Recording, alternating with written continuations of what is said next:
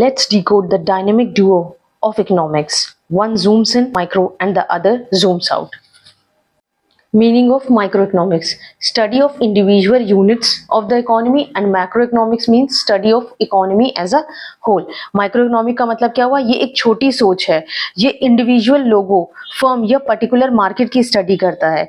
वहीं पे मैक्रोइकोनॉमिक्स एक बड़ी सोच है, ये पूरी देश की इकोनॉमी जैसे जीडीपी, इन्फ्लेशन एटसेट्रा को समझता है. Focus on small parts like consumers, firms, etc.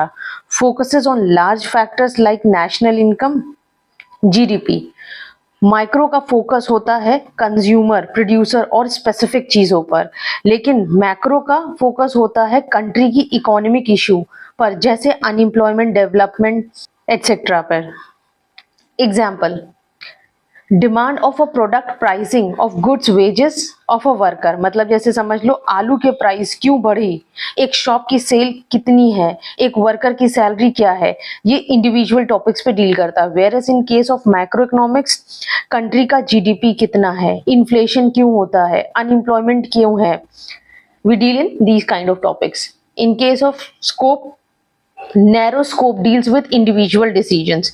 Micro का स्कोप लिमिटेड होता है, सिर्फ एक मार्केट या सिर्फ एक फर्म तक के. Whereas macro economics broad scope deals with economy wide issues. Macro का स्कोप वाइड होता है, पूरी इकोनॉमी का एनालिसिस करता है. Key tools are supply and demand, cost, revenue.